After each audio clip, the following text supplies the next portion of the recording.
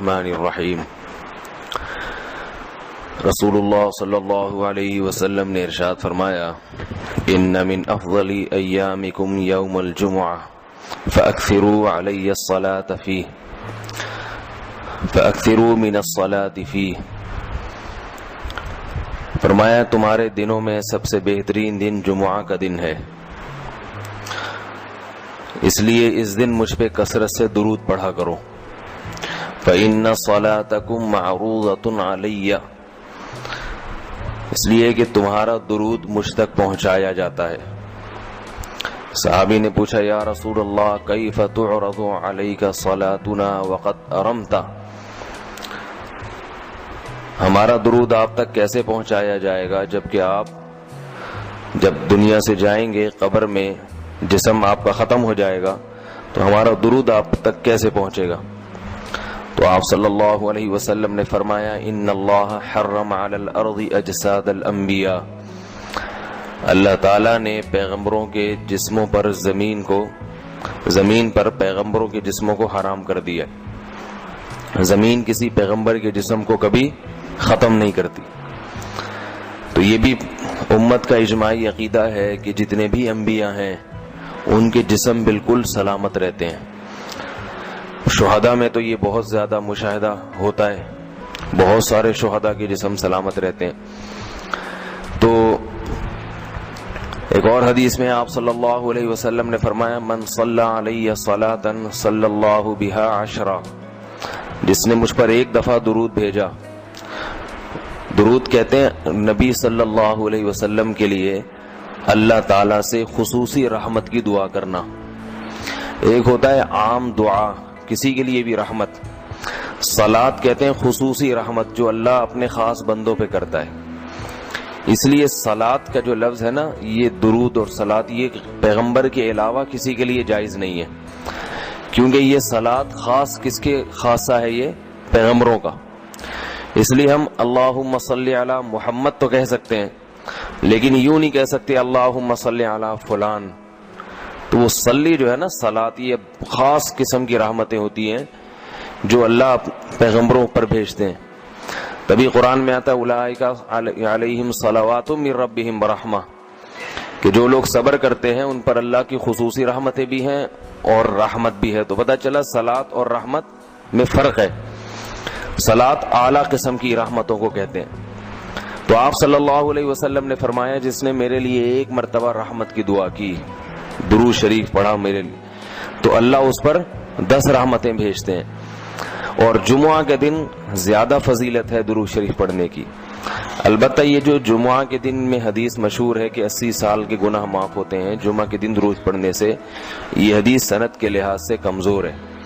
لیکن یہ جو میں نے حدیث پڑھی کہ جمعے کا دن سب سے بہتر دن ہے، فَأَكْثِرُوا عَلَيَّ مِنَ الصَّلَاةِ فِيهِ، لہذا اس دن مجھ پہ کثرت سے درود پڑھا کرو، یہ بالکل صحیح حدیث ہے۔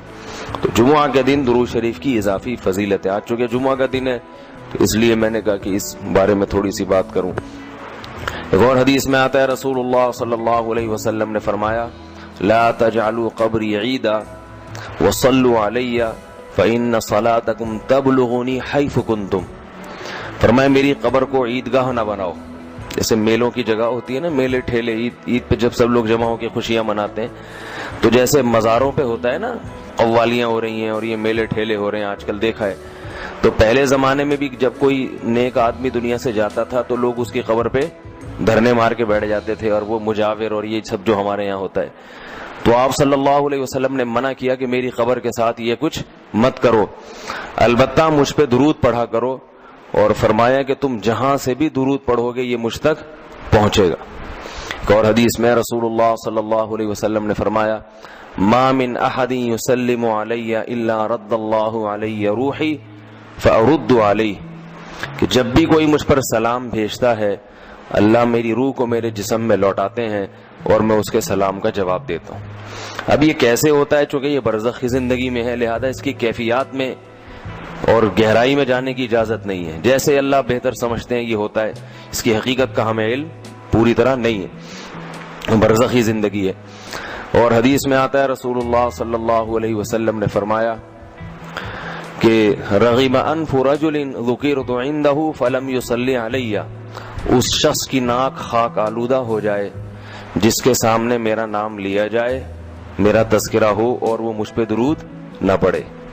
ایک اور حدیث میں آپ صلی اللہ علیہ وسلم نے فرمایا البخیل من ذکرت عنده فلم يصلی علی، وہ شخص کنجوس ہے، بخیل ہے، جس کے سامنے میرا نام آئے اور مجھ پہ درود نہ پڑے۔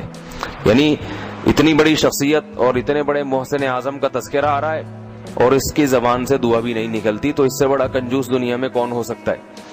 ایک اور حدیث میں آپ صلی اللہ علیہ وسلم نے ایک شخص کو دعا مانگتے ہوئے دیکھا جس نے درود شریف پڑھے بغیر دعا شروع کر دی، تو آپ صلی اللہ علیہ وسلم نے فرمایا اس نے دعا میں جلدی کی ہے۔ پھر فرمایا تم میں سے جب کسی شخص کو دعا مانگنی ہو تو پہلے اللہ کی حمد و ثنا پڑھے، پھر مجھ پر درود بھیجے۔ قرآن مجید میں بھی اللہ نے حکم دیا ان اللہ و ملائکتہ یصلون علی النبی، کہ اللہ اور اس کے فرشتے، اللہ بھی رحمت بھیجتے ہیں اور فرشتے بھی رحمت کی دعا کرتے ہیں۔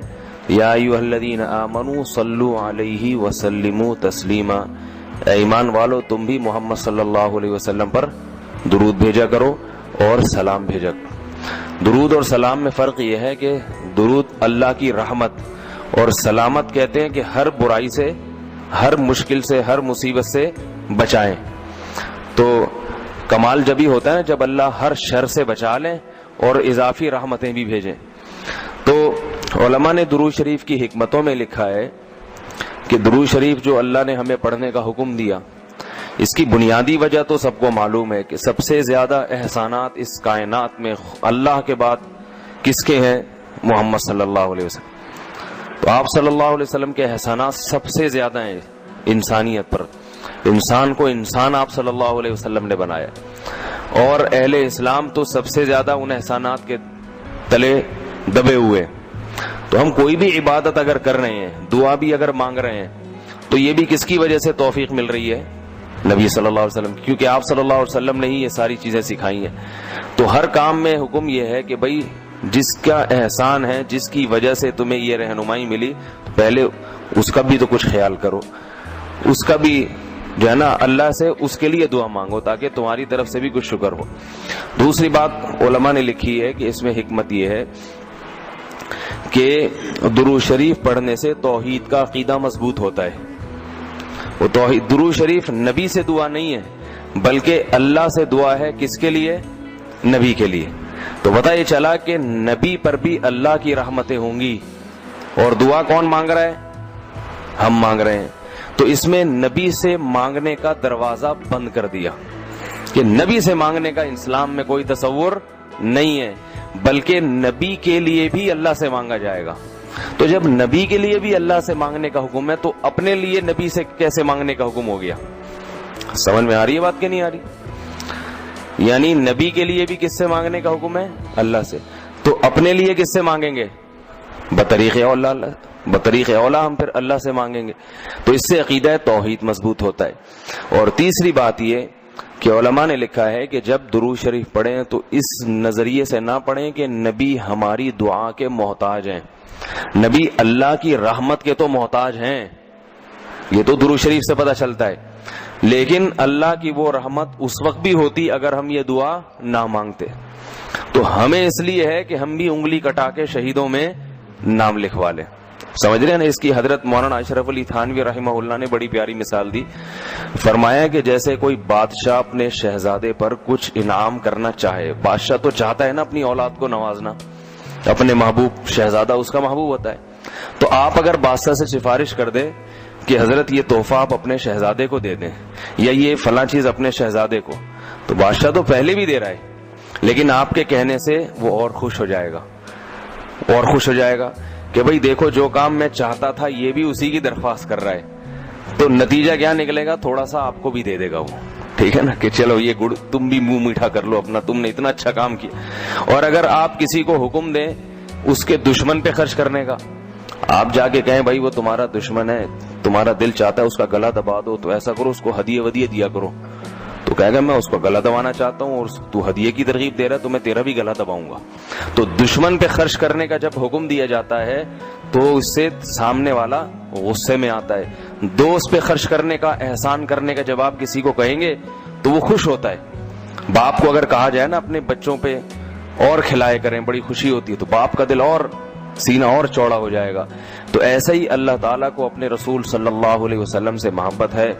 اللہ تو خصوصی رحمتیں بھیجیں گے ہی، لیکن ہم اگر اللہ سے درخواست کر دیں گے کہ اللہ تو خصوصی رحمتیں بھیج، تو اس میں تھوڑی سی ہماری بھی کیا ہو جائے گی، دخل اندازی ہو جائے گی. اللہ تو ویسے ہی کر رہا ہے، تو اللہ کہے گا چلو تو نے بھی سفارش کر دی تو ان پہ تو کر ہی نہ ہوں، یہ 10 رحمتیں تجھ پر بھی ہو جائیں گی. اور چوتھا فائدہ کیا ہے درود شریف پڑھنے کا، کہ انسان کے دل میں محمد صلی اللہ علیہ وسلم کی محبت بڑھتی ہے.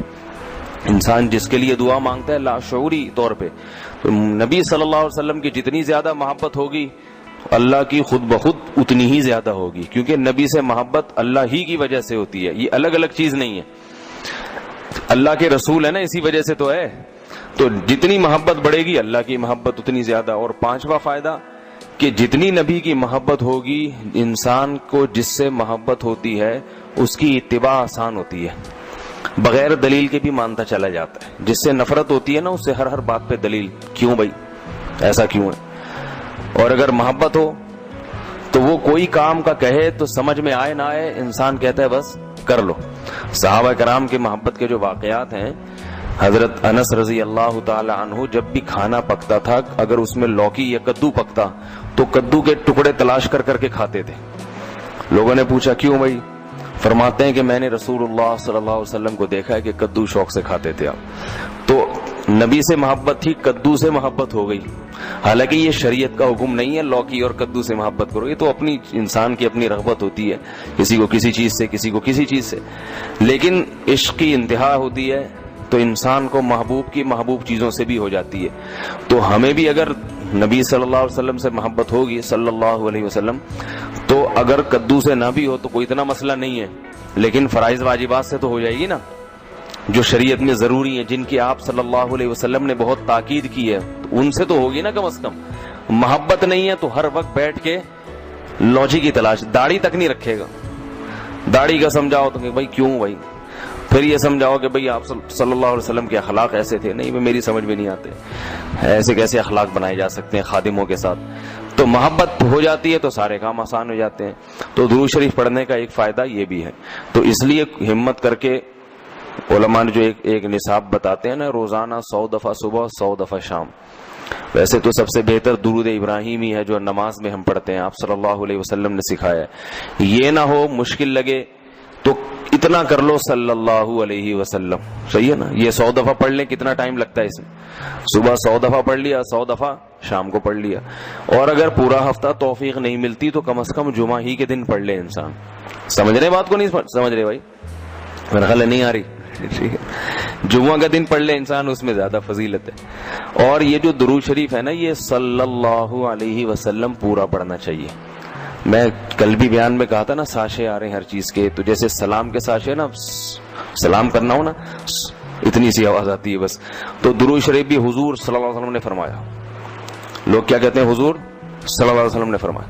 بھائی صلی اللہ علیہ وسلم بول دو پورا.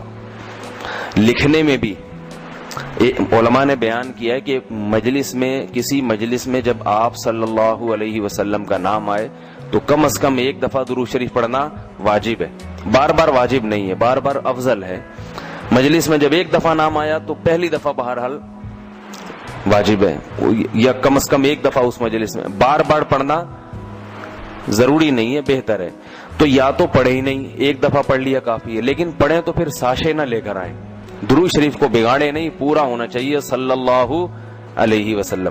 اور اگر آپ کو ڈر یہ ہے کہ نہیں بار بار پڑھنے سے میری زبان گھس جائے گی، نقصان ہوگا اور توانائی کم ہو جائے گی، روزہ زیادہ لگے گا، تو ایک ہی دفعہ پڑھ لے، مگر طریقے سے پڑھ لے، ساشے نہ لے کر آئے صلی اللہ علیہ وسلم، اس طرح نہ کرے. اسی طرح لکھنے میں بھی آپ صلی اللہ علیہ وسلم کا جب نام آئے تو مجلس ایک ہے تو ایک دفعہ کہہ دے آدمی زبان سے. لکھنا واجب نہیں ہے، آپ صلی اللہ علیہ وسلم کے نام کے ساتھ درود شریف لکھنا واجب نہیں ہے، افضل ہے. تو یا تو اگر یہ ڈر ہے کہ میں نے لکھ دیا پورا نام تو میرا پین گھس جائے گا، سیاہی کا خرچہ زیادہ آئے گا, پیسے زیادہ بھرنے پڑیں گے, مجھے مہنگائی کا دور ہے, اتنی سیاہی میں افورڈ نہیں کر سکتا, تو پورا نام ہی نہ لکھے, یعنی درود شریف لکھے ہی نہیں. لیکن اگر لکھنا ہے تو چھوٹا سا سواد نہ ڈالے. سمجھ رہے بات کو؟ باقی ساری چیزیں پوری ہیں. یہ نہیں کہ والد محترم میں صرف واؤ لکھ دیا, ابا خود ہی سمجھ جائیں گے والد کی بات چل رہی ہے, ٹھیک ہے نا, زید کا نام آیا تو صرف زے لکھ دیا. کبھی ہوتا ہے ایسے؟ ہوتا ہوگا شاید آپ کے یہاں. اور جتنی باتیں آ رہی ہیں صرف کچھ ساشے پیش کر دی, ایسا نہیں ہے. جب درود شریف لکھنے کی بات آتی ہے تو صرف چھوٹا سا سواد ڈال دیا. تو بھائی اتنی تکلیف اگر ہو رہی ہے تو نہ لکھو, کوئی فرض تھوڑی ہے. لیکن اگر لکھنا ہے تو احترام کا تقاضا کیا ہے, پورا نام لکھا جائے صلی اللہ علیہ وسلم. دیکھو حدیث کی اتنی بڑی بڑی کتابیں محدثین نے جو لکھی ہیں, کتنی بڑی بڑی کتابیں. جب بھی آپ صلی اللہ علیہ وسلم کا نام آئے گا تو محدثین پورا درود شریف لکھتے ہیں صلی اللہ علیہ وسلم. کسی حدیث کی کتاب میں, امام بخاری کی ہو, امام مسلم کی ہو, یا ابن ماجہ ہو, یا صحیح ستہ کی جتنی کتابیں اس کے علاوہ بھی ہیں, جب درود ہوگا تو پورا صلی اللہ علیہ وسلم ہوتا ہے. تو لکھنے میں بھی اس کا اہتمام کرنا چاہیے, پورا نام لکھ دیا جائے. یہ جو میں کہہ رہا ہوں نا قلم گھس جائے گا اور یہ ہو جائے گا, یہ تو بخیل آدمی کے لیے, ورنہ کس قلم تھوڑی گھستا ہے. لکھنے پورا تحریر لکھ رہے ہو, جب بھی نام آئے صلی اللہ علیہ وسلم پورا لکھنا چاہیے. اللہ تعالیٰ عمل کی توفیق عطا فرمائے. ایک چھوٹی سی آخر میں بات سن لیں کہ آپ صلی اللہ علیہ وسلم کا جو لقب ہے نا, لوگ مختلف ناموں سے پکارتے ہیں. کوئی کہتا ہے حضور اکرم صلی اللہ علیہ وسلم نے فرمایا, یہ بھی ٹھیک ہے, آپ سب سے اکرم ہیں. کوئی کہتا ہے سرور دو عالم صلی اللہ علیہ وسلم نے فرمایا. کوئی کہتا ہے آ حضور صلی اللہ علیہ وسلم نے فرمایا. یہ سب ٹھیک ہے نام, لیکن سب سے بہترین جو نام آپ کے لیے ہے رسول اللہ صلی اللہ علیہ وسلم, کیونکہ اس سے بڑا لقب کوئی بھی نہیں ہے. رسول اللہ کا مطلب اللہ کے سفیر, تو یہ سب سے بڑا منصب ہے. اس لیے عام استعمال میں